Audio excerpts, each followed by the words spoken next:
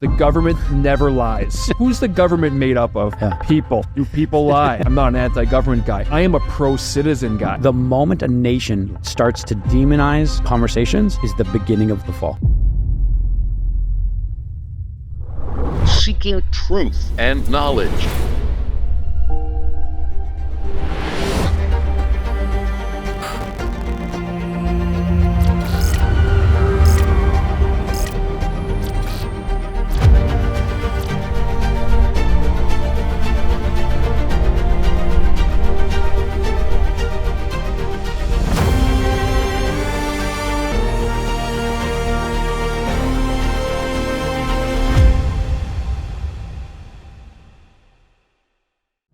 Hey, what's up, everybody? Welcome to Citizen. I'm David, and this is Jeremy. Jeremy. We are just so happy to be with you guys. We've got a lot of things we want to talk through. Citizen is something that's been on our hearts for a long time. Yep. We believe in what it means to be citizens of Canada. And the reason why we're here, which we're going to talk probably nonstop about continuously for episodes after episodes, is that we believe in this country of Canada. For sure. And we think that there's a lot of bad ideas going on in Canada. And we want good ideas to come to the top. So we're here to discuss anything and everything. That's exactly it. Like you and I, the reason we did this, and we'll get into a whole bunch of reasons why, but you and I have always been someone who questions, maybe we're naturally skeptical. And I feel like that's a great trait to have within reason. And you and I have gone through some crazy experiences. We're both fathers. We both work in the television industry. Yeah. We've been a part of news, all sorts. And through these last couple of years, we saw so many things that were just so alarming and so wild. And then you almost saw logic and reason get thrown out the window. And so you and I we've got to create a platform or an opportunity that we can invite people to the table, discuss bad ideas, good ideas, and question everything. And to be honest, we're kind of sick and tired of the amount of people who have agendas behind their opinions, self-promoting ideas where they can benefit from. I think the reason why you and I genuinely care is because, I'll sum it up this way, is if we keep going down the path that we're on as a country, as citizens in Canada, what kind of country are we going to be leaving behind for our kids? Yeah. And that's the thing that drives us, is we believe in the family, we believe in our future citizens, our children, having the best country they can live in. And I get nervous looking at the path that we have been on for the last decade. And it's the idea of playing the movie out. If we keep playing out what we're on, it's not a good place that we're going to end up. And you could almost look at any direction of whether it's inflation, just basic cost of living, the economy, what's working, what's not. I feel like I can almost look in every direction in Canada right now and be like, it's not working. Bad news. We go down that road, bad. Yep. I can't think of many great roads we're going down. And that's what scares me. Like the funny thing is, and nothing's new under the sun, is that if people, this is the idea of why we call it citizen, and is that if you look at the idea of what citizenship means, if you're a Canadian citizen, there is immense power and responsibility that comes behind that. And it goes all the way back to the ancient Greeks of the idea of these city-states, that actually the reason why they started this idea of citizenship, and that's evolved over time in different cultures, but the real basis of it is to maintain autonomy and freedom from the state that can overgrow and overreach. Totally. Now, you need a government. Yes. So you need a government. Before we get labeled anti-government, you need government. You need government. How much government? And government is there to facilitate good ideas to help citizens thrive in their life. That's the essence of it. Absolutely. And so the thing that scares me often is I find that most citizens, and citizens, I don't use that term every day, but the reason we're a part of that is because we need to understand that there's a whole duty that comes with it. But when I look at the average Canadian citizen, most of them are just so bogged down with work, cost of living, life, that they get home and they turn on Netflix and tune out. Yeah. And so some of the conversations I get into with most people, and I feel like this is changing. I feel like we're on a shift. But most people are just like, I can't think about that. What bill's being passed? I don't know. Bill C what? C30? Well, they name a number and they just go, what? I don't know. And so when they do petitions, we have record low voting, record low petitions, record low on all these areas, because no one wants to get involved. And it's too overwhelming to get involved. And that's a very bad place for a country to be. It becomes a vicious cycle too, because the more and more people get bogged down with just trying to live with the basics of life, the less and less they care. The less and less they care, the more government overreaches. The more that government overreaches, the more bogged down they get with trying to pay bills and all these basics of life, and the cycle thus continues to go. But you and like a lot of people who are watching, they might know you and I because you and I ran to Ottawa a number of years ago during the convoy, which is 2 and a bit years ago. That was, I think, probably maybe not the genesis, but the beginning of maybe our journey to where we're at now. Obviously, a lot of people started following us because we were covering the convoy. We went there to find out what's actually happening here on the streets of Ottawa in front of Parliament Hill. And since then, it was quite eye-opening for us to see the misrepresentation of what was going on, the deception that happened to maintain for government to maintain how they looked and what they were doing at the expense of the citizens. It was a battle of media. It really was. Like, have you seen that old Die Hard movie? It's not that old, actually. It's probably but it's a Die Hard movie that's 10, 12 years old, and it essentially was, what's the phrase I'm looking for? Warfare via media. Yeah. And there was terrorists who were overtaking the airwaves and making people think there were terrorist attacks and causing frantic response. Yeah. And I remember watching that movie 10, 12 years ago going, that can be a reality in the future. If someone can control the television, the communication to what you think, if our phones showed us a video of a terrorist attack or something in our city, why would we question it? Like, we'd be freaking out, trying to figure out, calling people, finding out what's going on, only to find out it was fake. You'd be like, what? And so unless you're there, you have nothing to verify it with. So when we were in Ottawa and you and I saw things firsthand, it was the safest thing. And I would let my children freely walk. It was so safe. But then we got home to the hotel and we'd turn on the mainstream media and you'd see fear. You'd see lies. And it was so disheartening. And also it fired us up. Actually, that gave us really fired us up on what we need to go disprove and discredit, because we turn on the evening news and you'd see this is what's being represented, and we literally look out our window and be like, that is not happening. But yet there was a narrative that was trying to be pushed, and citizens were obviously protesting what was going on with COVID interventions and government forcefully trying to make certain things happen. And we were there, and we had no idea what we were in store for. And just so you guys know, is Jeremy and I are very involved in television, and there's a lot of stuff going on we'll explain later. But we basically, at that time, Leon, who is our father-in-law and at that time CEO of MCA Media Group, he launched us to go to Ottawa and say, guys, just go cover this. We're not journalists. We're not claiming to be experts. That was probably the greatest gift we had, though. I think so. Because we didn't know what we were doing. We're driving from Calgary to Ottawa, most miserable time of my life. Like, why are we doing this in the middle of the night? It was brutal. And realizing that we felt so weak and down. That was probably our greatest strength going into it, like you're saying. Yeah, because we didn't know what we were doing. We came in with open minds, and we were there to report curious, what we saw. Want to find out what's going on. Again, non-agenda driven, not trying to puff up our chest, just, guys, here's what... And you know what? And again, people trusted us and followed us because we were just showing them what we see. And that's the intention with what we're going to be doing every single week with this program, is that we're going to be touching on everything that is going on in Canada, things that we think are important.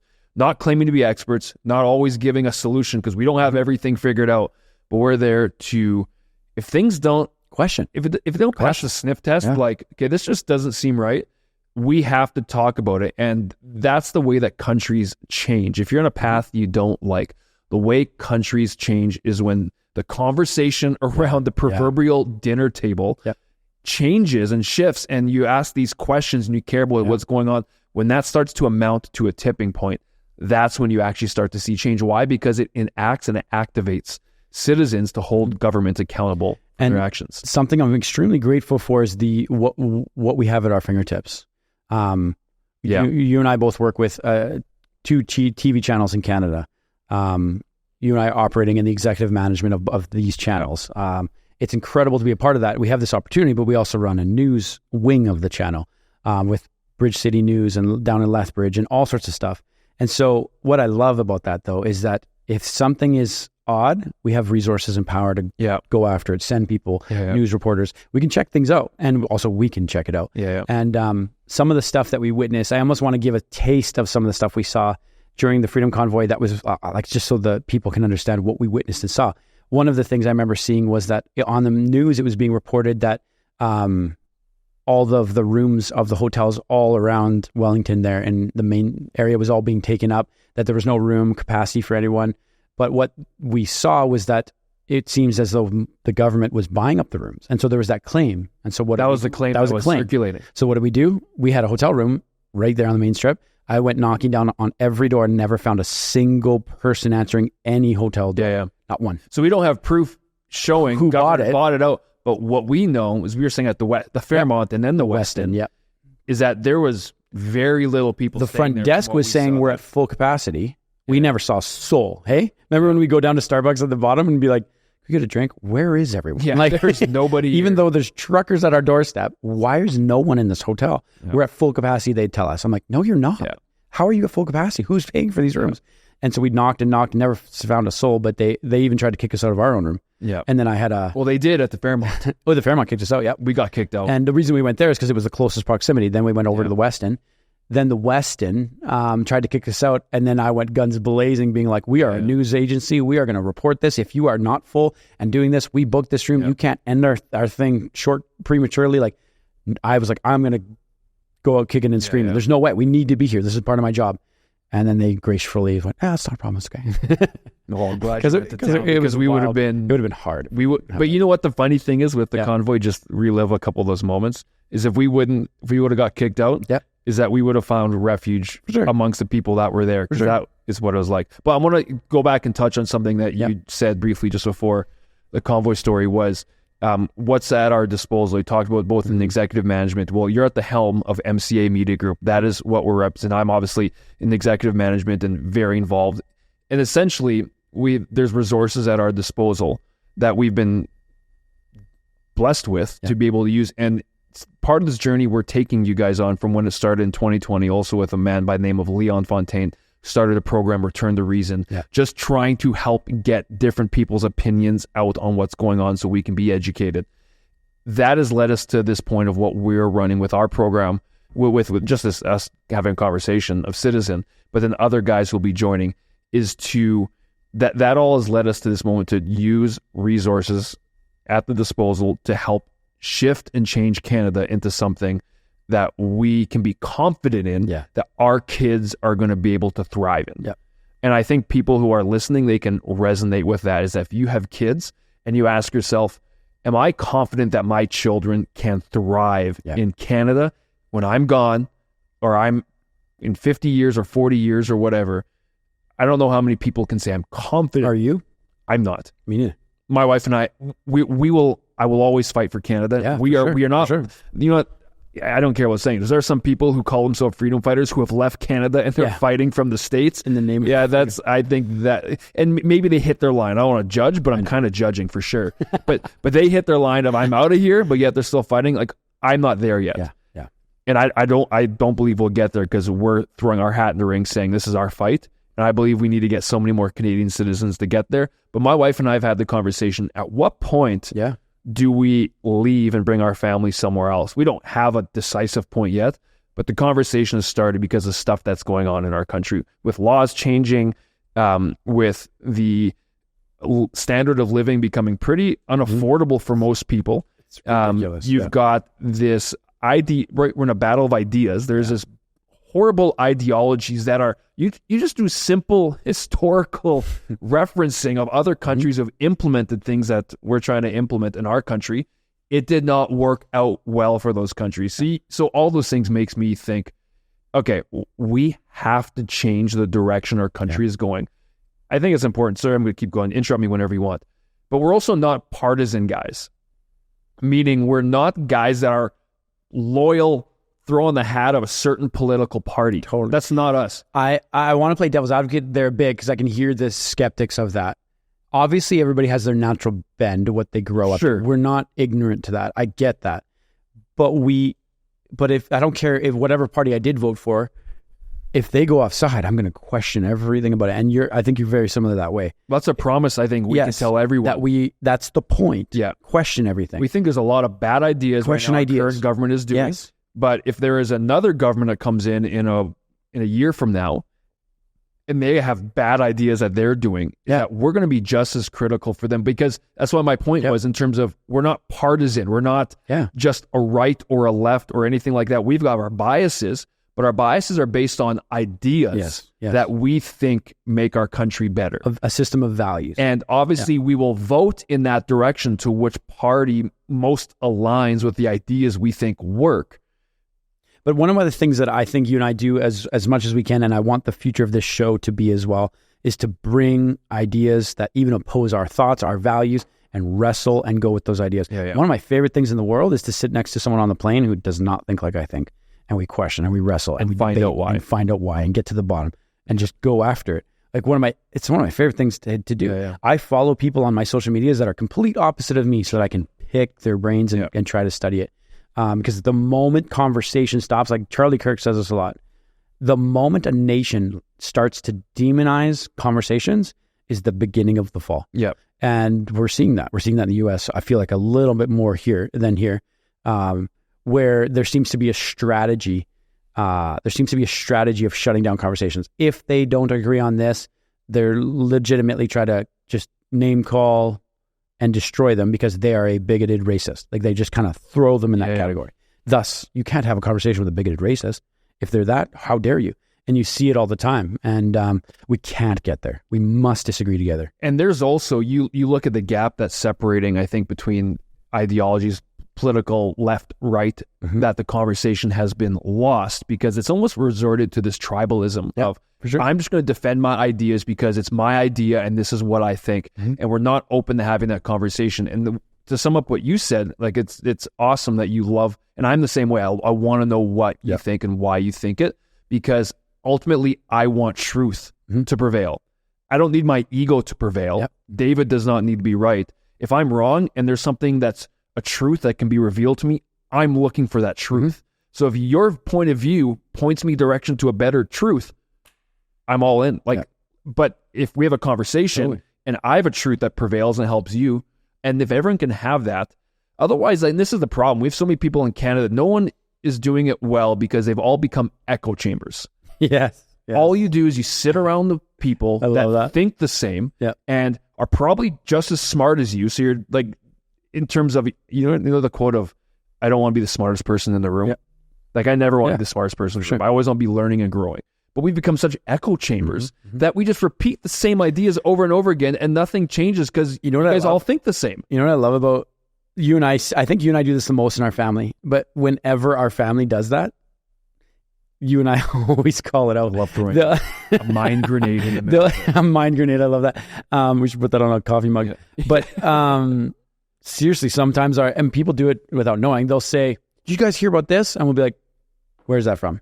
What's the source? I heard this person say it. Yeah, but where did they get that from? Like even our mother-in-law was Sally they have this cool app. It's really cool where you scan things and it tells you a health score of its how bad it is for you or not. And so it gives you a health score. And then I just asked her, I'm like, who funds that? And then she's like, oh, of course you're questioning this. I'm like, yes, I question everything endlessly. Because what's that score mean? 9.9 out of 10. And it's paid for by me. You know what I mean? Like if it makes me feel good. Yeah. And she was just rolling her eyes at me like, gosh, can you let something slide? And like, and I know she doesn't let things slide, but she was just kind of being like, just relax a bit. But that's what I mean though. If you can have that critical thinking on even your own thinking as best you can, and whatever ideologies you believe in or how you've been raised or what, I've tried to do that my whole life with everything we can, and we have to keep that going. One of the things you and I were talking about before we hit record today was I said, the real test of this show, in my opinion, will be if the government shifts into a government that let's say is doing great, changing things, all the frustrations we have, cost of living, housing. Are we just going to be like, man, this is great, life's good? Like, no, I think it doesn't matter what government shifts in if things change for the better. Or let's say the current government actually makes great shifts. I don't care. We still have to find critical points to think about and look at and figure out. because it comes down to a set of values, and we have to make sure that those values are being uplifted so that the country we want is being built. And set of values, there are multiple sets of values. And right now we are in a war of ideas where some people, I think, subscribe to ideas because they actually don't look into the ideas. They just take it at face value because of whatever reasons. And then we've got our morals, our values, we've got our ideas in terms of what forms our life, and our worldview is formed. If other people have theirs, and at the crux of it, again, back to, if you are looking for truth, how do you determine what truth is? Well, I think the proof is in the pudding. Like, you have to look at the evidence. What evidence is there to suggest that your ideas are better than my ideas? And this is where the discussion is so vital in a country, because if you aren't having that discussion, then you are blindly just going to think your ideas are better than other people, because you have nothing to compare it to. You have nothing to, like where it says iron sharpens iron, is that we, in theory, if we all want truth, we all want our lives to be able to thrive, that needs to be what our goal is at all times, no matter what the cost. Even to my own expense, I want truth to prevail. You know what I mean? But I was watching. I'm going to get criticized for this, but Tucker Carlson, Joe Rogan, and the reason I say I'm going to get criticized for that is because there's going to be a whole bunch of people who are just be like, oh, Tucker Carlson. Like, I listened to that at all. I try to grab it all, but anyway, so they were talking, and Tucker made a point which I thought was very interesting, and he was saying he didn't question anything that the government was kind of representing for most of his life. He grew up just going, okay, sounds good, this. But then he said one of the most eye-opening moments for him was when Trump was running for office, and he started to say, they're spying on me, they're spying on me, they're spying on me. And then he was like, okay, the government does not spy on a government candidate that's running, like, get real. And then when it came out that it was proven, and then that there was a court case, and then there was apologies, and there was all sorts of things that came out on that, he was like, that was the first moment where he was like, I think I need to start questioning a little harder than I've been questioning. Because he's like, if they are, and that's been proven, what else have I just not questioned? Like, and that's a big, that whole concept is a big deal. I think that's why you almost feel like you could pick a topic on almost any conspiracy. Like, there's all these UFO talks right now. It's ridiculous. And so they're all talking about these UFOs and these sightings and things. Is it real? I'm not a UFO believer, but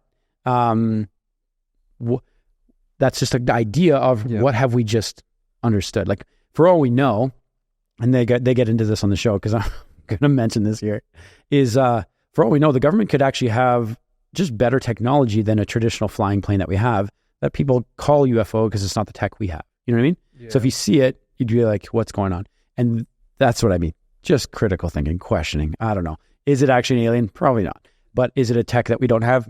Maybe. Who knows? I want to show you this clip. No, go ahead. Brought it up because that's often an argument of people, is that if you question things, you're in a conspiracy theorist. And they try to label you, and it's an ad hominem, because they're actually taking away from the argument of what you're trying to present, and they're actually trying to attack you to discredit what you're saying. A lot of people maybe might not be that nefarious in their intention, but they end up falling for those tactics because they're not willing. And I love how comedy can just cut through the crap. For sure does. All the time. So I think we have it here, but I think I pulled up the right. I love this because I've seen this. Here we go. Oh, I love it so much. Let me restart it here. I got to restart it so we can get. Oh, I love most of them, but you don't believe in any conspiracy theory? You just think the government's just batting 1,000 and telling us the whole truth? That's a strong stance to take. Our government is placed in charge of all of its people. I'm a father who's been placed in charge of just one son. And I lie to that all the time.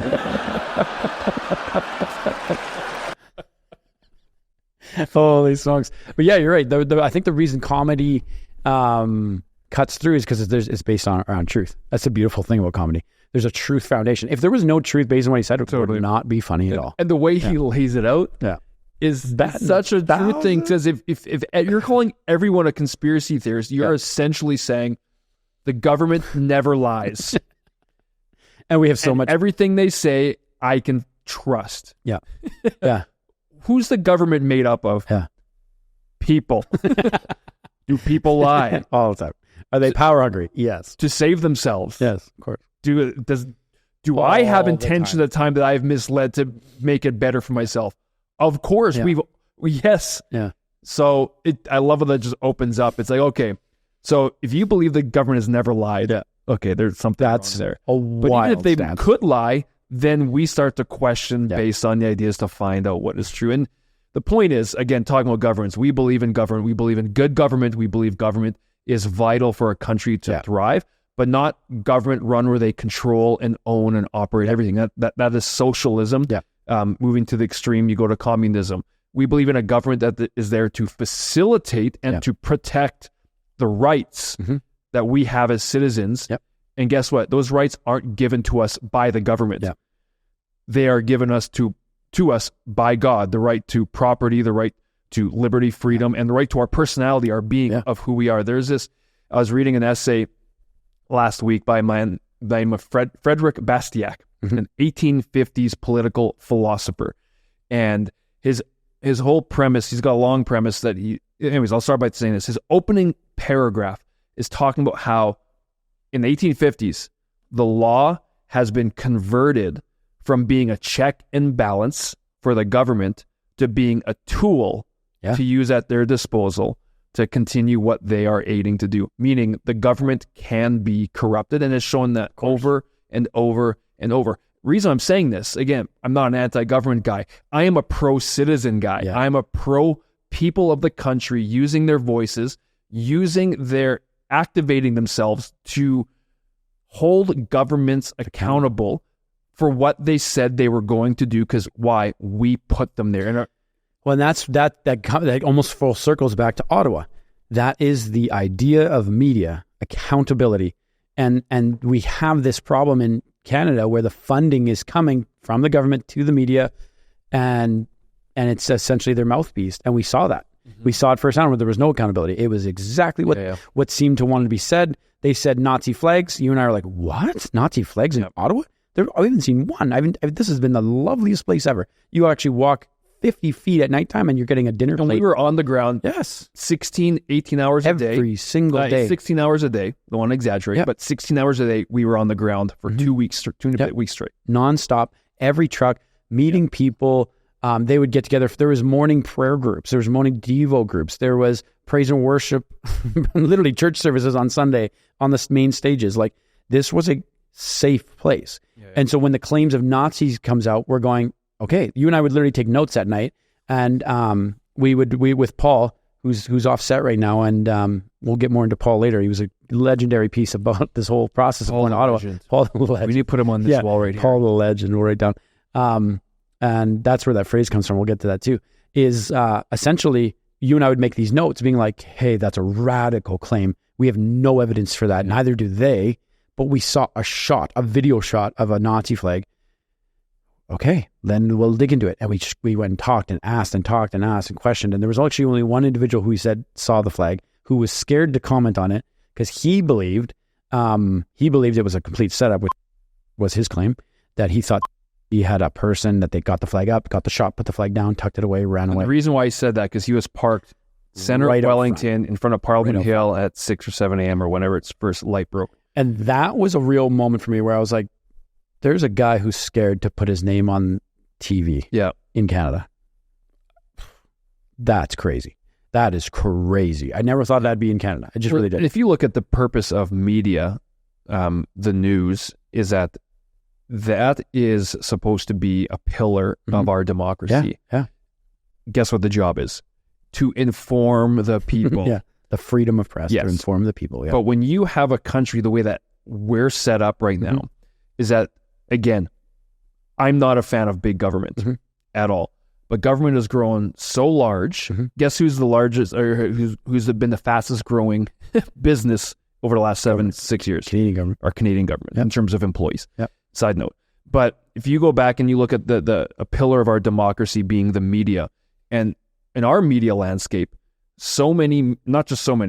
there are vast amount of media outlets that take government subsidies meaning they are reliant on money from the government in order to do business, is that just when I hear that at face value, I think of, if someone's giving me money to do something, I'm probably not going to bite the hand that feeds me. Of course. And so when you could go ahead and say, okay, well then we have a media that doesn't necessarily going to operate to be critical or bring to light things that aren't going well with the government when they're being fed by that government. So is corrupted a too strong of word with media? When you have that, and now you have an uneducated people, I think it's a perfect word for or miseducated people, right, with misinformation. When you have that, now what you have is you have a government that can do whatever they want because people won't act because they don't have the right information, and they get caught in this vicious cycle again. There's a clip that I want to show here that when you talk about that, what I find is happening in Canada, and I'm going to throw this up here so you guys can see this. I find that's happening in Canada is our media is so soft that I find I'm the most encouraged by the truth coming out of the US.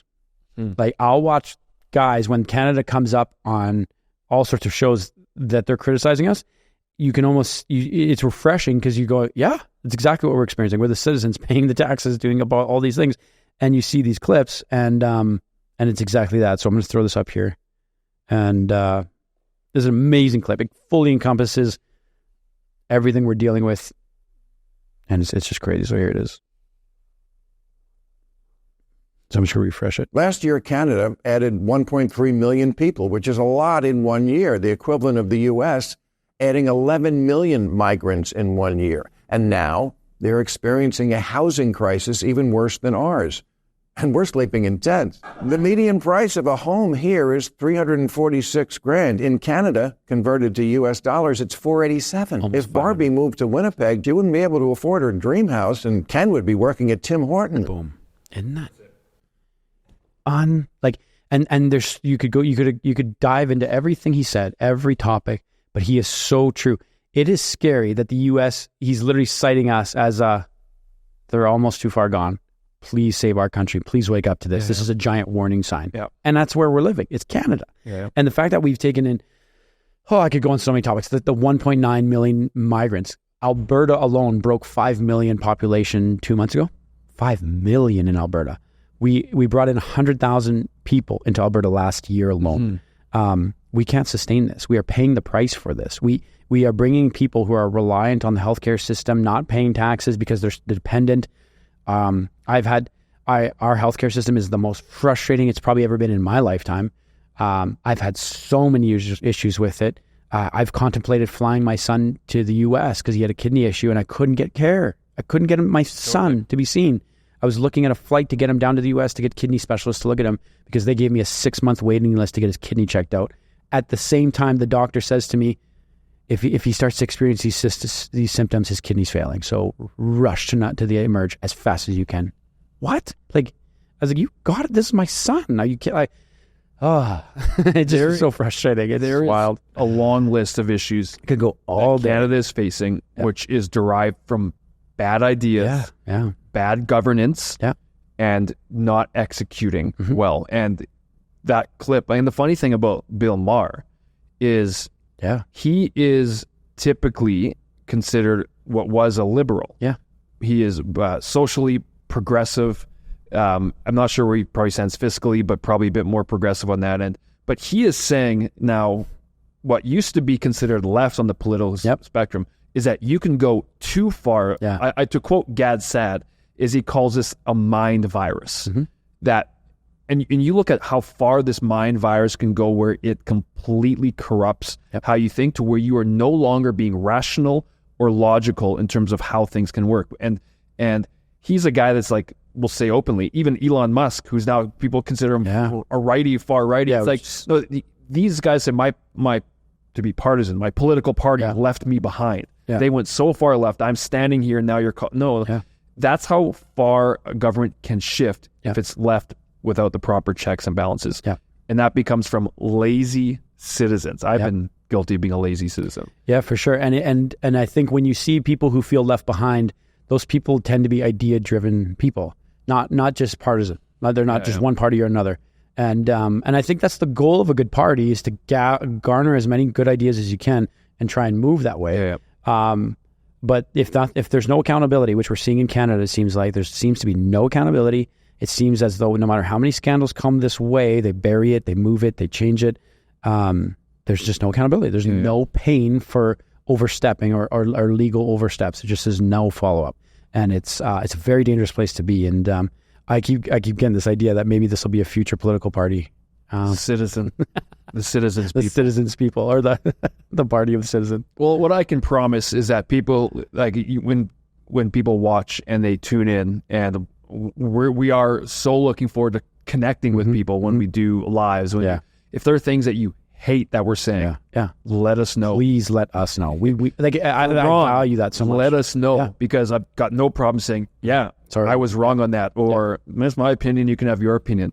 But what I can promise people are going to get is we're going to chase, I know we're kind of talking 10,000 feet today, but at the crux of it is that we're going to chase ideas that's happening in Canada, and we'll continue chasing this consistently and talking them through, so that we can find what is the best solutions, what is the truth that needs to prevail. Because again, as I said this at the beginning, is that if we keep going down the path that we are on, what kind of country are we leaving behind for our children and our future generations? And everyone listening, you should ask yourself that question. What country am I leaving behind? Don't ask, what country is the government leaving behind? No, what question are you leaving? What country are you leaving behind? Because citizens are the ones that have the power and the authority to control what the government does. I went to go see, I don't remember who said this, but I went to see a speech. And one of the things that this guy had said was, how do we bring change, was a question that was asked as a Q&A. And he said, volunteer in the school boards, volunteer in the political parties, get in there, get the ideas out, question everything, get involved. And I think that's the whole point of this show, is not to don't just become angry people who question everything. Do something. Get involved. If you have a problem with the education of the curriculum of your kids, get on that board. Get in those conversations, question it. Because honestly, that's what has, like when Bill Maher talks about the woke ideologies and they've gone too far, all those woke ideas came from individuals who got on the boards, who got involved. They did it. They brought ideas that they thought were great, and it is proving not to be. And so we have to counteract that. The pendulum has to swing back, but it only does that when people get involved and make a difference. Otherwise, it's not going to happen. And the good news is, I feel like there is... there's a swing, it seems. And I'll say a small swing. I don't want it to be a little fake out swing. Yeah, exactly. It's a small swing where people are starting to hit their breaking point of, okay. And the reason why is people are feeling it in their pocketbooks. Like we do generally, it's a whole nother conversation, I think, need to be more envisioned with the future and forward thinking. But now people are starting to feel it it costs me $90 for like 5 items at the grocery store, or the carbon tax, which again, we'll dive into heavy things like the carbon tax of, is it actually effective? It's another revenue source for the government to support its giant bloating of itself. So these type of things we need to continue to look through and question and be aware of, because that's back to my point. I lost my train of thought there. Just got it back. Is that the swing is slowly happening, because I think people are starting to feel it at the core of their everyday living. But you don't want it to be just little fake out swing. You want it to be where we continue to build a foundation of citizens that are informed, that at least, you don't have to have a solution or an answer, but at least know what's going on. What's good ideas and what's bad. And trust your gut. This doesn't feel right. That's a great place to be, because it's like, okay, I'm going to be aware of that. I'm going to start to look into that, have conversations about that, because too often we're just living in a state of complacency. For sure. Comfort. We'll wrap up here on probably this, or I went to Wendy's the other day. I think you saw my post on it. And I went to Wendy's, ordered a burger, a medium fry, and a bottle of water. And when I got to the counter, she goes, what did she say? $16.34? And I went, no, I'm like, that's the wrong order. She goes, no, you got a burger, water, and a fry? Yeah. I'm like, how's that almost $17? She's like, that's it. I'm like, can I see the receipt? And I grab it, and the meal before the bottle of water is added was $13.99. And I was just like, what? Like, how is one little tiny meal with not even a supersize anything? I didn't add anything extra. 6 patties. Nothing. I couldn't believe it. But then I started to think, I'm like, minimum wage, which is already inflated, which is causing its own issues, in my opinion, is $15 an hour. That is not enough. 1 hour of work is not enough to buy lunch for the work. You have to work over 2 hours to pay for the Wendy's mediocre lunch that is bad food. Yeah. It's not even a high quality meal, which is even more expensive for organic and safe food if you want that. And that I was just like, this is unrealistic growth for the future, for the generations to come. You can't sustain this. This has just got to change. Well, even in the amount of money that's being printed and that's available, you look at $15, people might say, well, it's good that people are getting their money, but the thing is, we don't actually, people might think they have more money. Like, for example, my house has gone up a lot in the last 5 years. My house has had in the last couple of years. But is that if you look at it, it's okay, there's a lot of money, quote unquote, money that's in those houses, but doesn't mean necessarily I am doing better, because my house actually hasn't got more expensive. Money has just gotten cheaper. Yeah. And your buying power has gone way down. And here's a stat from like when I was 7, 8, 9, 10 years old, my parents in 93, 94, 95, if you look at what, let's say parents had a salary of $80,000 in the early 90s, which is probably a really good salary at that point.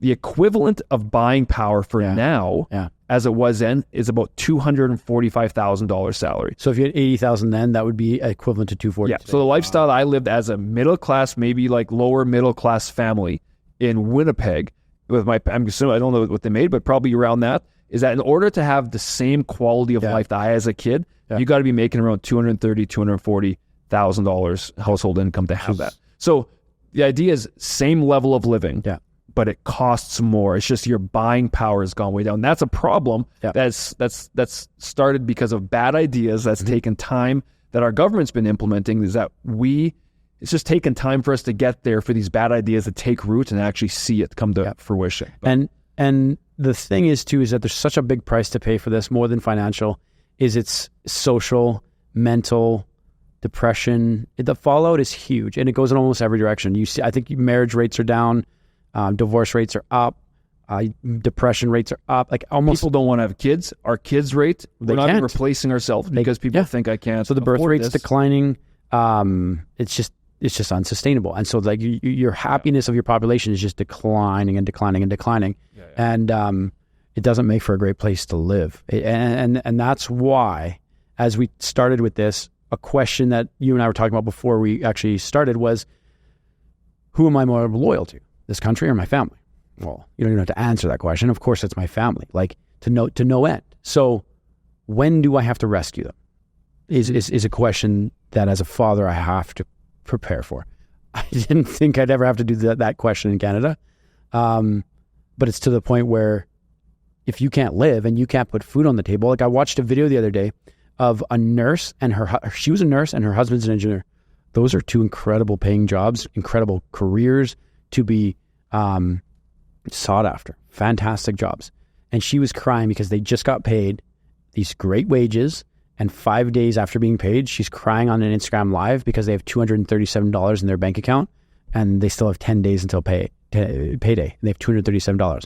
She's like, we paid our bills, our mortgage, and then she said we gassed up our cars, and then she said she got groceries, and they have $237 left, and they have 3 kids, and they don't know what to do. She's probably got hit on mortgage renewal. Yeah, honestly, and that's the delinquency rates are scary for Canada. Have you seen that? We can get into that in another show, but we got hit with that too. Like ours, and I only did a short-term one, because it obviously jumped up quite a bit. But that's where people are feeling it. And I think majority of Canadians haven't actually hit where they are renewing their mortgage at the new rates yet, as well. If you're 5-6%, I think there's 4.5 million mortgages that are expiring in the next 16 months or so. The way I put it, with your analogy, that's a great question. Who am I more loyal to, my country or my family? Yeah. And without a shadow of a doubt, it's my family. Yeah. Like for my wife, and by family, I mean my wife and my son and my future kids, is that I want the best for them. Absolutely. So that they can live, and that's what I want. And if a country can't provide that, then obviously I have to look at other options. We're not there yet. My point is, though, is that my family, our families, we're all Canadian families, we are on the Titanic. Yeah. The iceberg hasn't hit yet, so we're not sinking. But there's an iceberg about half a kilometer up there. What a good analogy. If we don't shift course... Then let's not be so big that we can't shift course. That was the problem with that Titanic. Yeah, It's too big to move. If we can't shift course, if we don't shift course, that iceberg is coming for us. That is the path that we're on if we're playing the movie out. It's funny you say that because I was literally listening to a so it's not podcast too late. yesterday. Still, this country, I believe, can be great, and it is great, and I think it has a massive place to play in this in the world's economy, and leading in the world. But we need to have, first off, the right leader, the right government. But you need to have strong citizens who know who they are, who speak up, and who want to find truth. For sure. And that is what will make our country great and avoid the iceberg. Absolutely. The podcast I was listening to yesterday was talking about the Titanic, and it said that, I don't remember the exact number, but they said that they could see the iceberg for many minutes before they hit it. Too big to move. Too big to move in time. Shift it. Isn't that funny? Like that's to me, that's the big government analogy. If we are so big that we're feeding this thing so much that we can't actually make any real change, we can't change programs because the social programs are too large. I have a son who needs a kidney to look at his kidneys, and we have this huge program, and it's useless to me. I have to fly to another country possibly to go get him taken care of just to save my son's kidney. Like, that's to me the ship that's too big to move, and it's headed straight for an iceberg. And like the Titanic, I think everyone was sleeping. Reaction time. Reaction time to turn the ship is that people, quote unquote, asleep at the wheel, right? Yeah. And us as citizens, if we continue to be asleep at the wheel, the iceberg is in our future. Can we get a little Titanic model and we'll put it on the shelf? Yeah, it's going to add that to the shelf. This is a key We'll find a spot. We'll hear someone's comments. But that's the call to action for all of us, right? And why we're throwing our hat in the ring. Like, you and I aren't guys that want to be out there. I don't. I love a quiet life and all that. For sure. And not even suggesting that we're going to be big, but the point is that we're throwing our hat in the ring because there's too much to lose with this country. I love this country. I was born in this country. I believe in what this country stands for. I believe in its people. I believe as a place opportunity for all to come and live. But the path that we're on is not working. And we are not going to be what we're supposed to be if we continue along this path. Yeah. Bar none. And this is my invite to the citizens watching. Yeah.